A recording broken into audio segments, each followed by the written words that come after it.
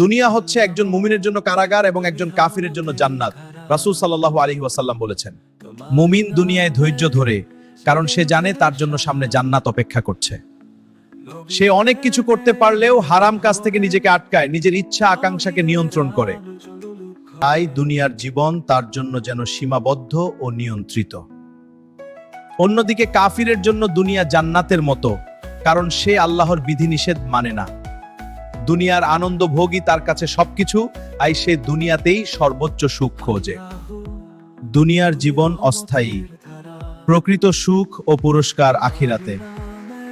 মুমিন দুনিয়ায় ধৈর্য ধরে, কারণ সে জানে তার জন্য সামনে জান্নাত অপেক্ষা করছে।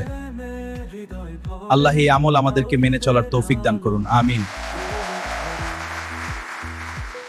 দুনিয়া হচ্ছে একজন মুমিনের জন্য কারাগার এবং একজন কাফিরের জন্য জান্নাত। রাসূল সাল্লাল্লাহু আলাইহি ওয়াসাল্লাম বলেছেন, মুমিন দুনিয়ায় ধৈর্য ধরে, কারণ সে জানে তার জন্য সামনে জান্নাত অপেক্ষা করছে। সে অনেক কিছু করতে পারলেও হারাম কাজ থেকে নিজেকে আটকায়, নিজের ইচ্ছা আকাঙ্ক্ষাকে নিয়ন্ত্রণ করে। তাই দুনিয়ার জীবন তার জন্য যেন সীমাবদ্ধ ও নিয়ন্ত্রিত। অন্যদিকে কাফিরের জন্য দুনিয়া জান্নাতের মতো, কারণ সে আল্লাহর বিধিনিষেধ মানে না।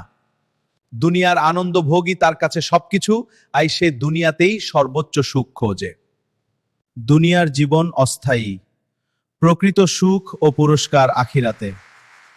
মুমিন দুনিয়ায় ধৈর্য ধরে, কারণ সে জানে তার জন্য সামনে জান্নাত অপেক্ষা করছে। আল্লাহ এই আমল আমাদেরকে মেনে চলার তৌফিক দান করুন, আমিন।